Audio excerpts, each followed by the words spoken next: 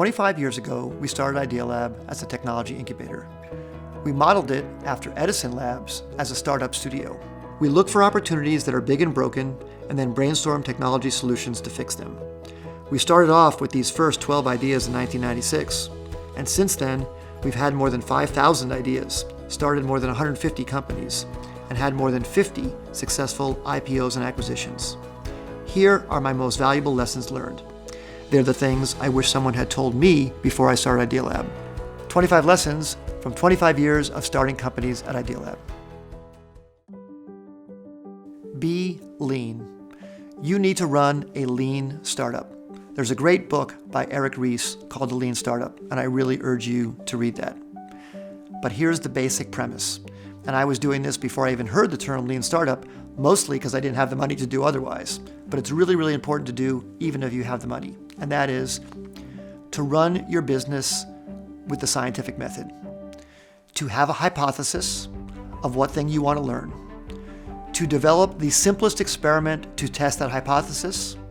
To get feedback from that experiment, and then take that learning and have a new hypothesis. So what does that mean in practice? Well, one of our famous companies that grew to be more than $1 billion exit was Cars Direct. Cars Direct was built on the premise, this is back in 1998, it was built on my premise that people would buy a car sight unseen online. That people would give a $1,000 deposit to configure the car they wanted, place that, and have the car arrive at their house on a flatbed pickup truck with no interaction with a dealer whatsoever. Well, that was something that I personally wanted, but I didn't know if anybody else wanted it. And in fact, when I told it to other people, they laughed at me and said, no one's going to do that. Again, think back to 1998. There were some people who back then said, people won't even put their credit card online, let alone $1,000 as a deposit. But I knew that I really wanted that, and I wanted to see if other people wanted that. So I wanted to devise the simplest experiment to determine if that was a true statement. That was my hypothesis, that some people would do that. So we hired a CEO to build this idea.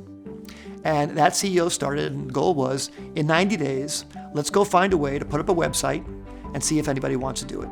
So I remember after about 30 days of getting the team together, getting it started, building the website, there weren't great tools for building websites back then. We had to build everything from scratch.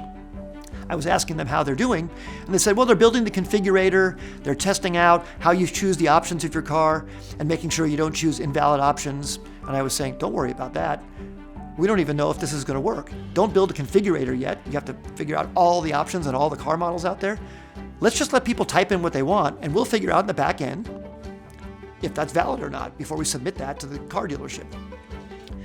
Then we worked on that for a while, and I came back another 30 days later, and they said, well, right now we're working on the source of supply. I'm talking to Ford and talking to Honda, figuring out, can we have a source of supply of cars? And I'm saying, why are we worrying about whether we have a source of supply of cars? We don't even know if we're going to do this idea yet. We just want to see if anybody would buy this. So finally, on something like the 80th day, they said, okay, we got it all ready. We're just going to let people type in they want. We don't have credit card approval yet, but I said, don't even worry about that. Let them type in their credit card. We won't even cash it. We just want to see if they would have put in their credit card to see if they would have done this. So I remember on a Thursday, we put the site live. I went home. I remember coming in on Friday morning and saying, well, how did it work?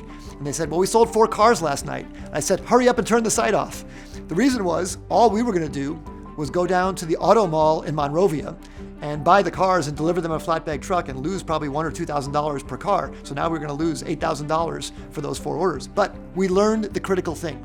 For only $8,000, without the development of all the back end and all the stuff we had to do and securing source and supply, we found the answer to the critical hypothesis question, which is people would put their credit card in online to configure a card that they wanted and buy it sight unseen for a fixed price.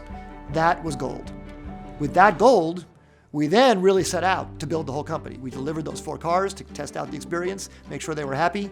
But then we went out and went to build a website, and the website took off like crazy. This was really, really revolutionary. Not everybody wanted to do it, but enough people wanted to do it that the company went public, grew to more than $1 billion valuation, and continues to this day in many, many areas as part of Internet Brands. But the critical thing there was, how do we learn that critical thing in a very lean method? Well, every company can do that. You really need to think about, how can I learn the most, maybe sometimes without even writing a line of code, if code wasn't involved. Now, in some cases, it's very hard to be very lean, but it's always possible to figure out, how can I spend the least possible to get the most critical learning. And the reason for that is that's how a startup wins, by outlearning their bigger competition. Your bigger competition has more money than you. Your bigger competition has more brand than you. Your bigger competition has more resources than you.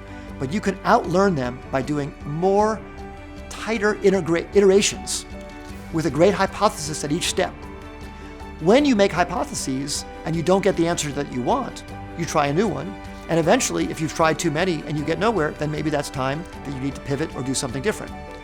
But the ability to take these small experiments and make great learning is the essence of being lean, and it's exactly what a startup can do to beat a much bigger Goliath competitor.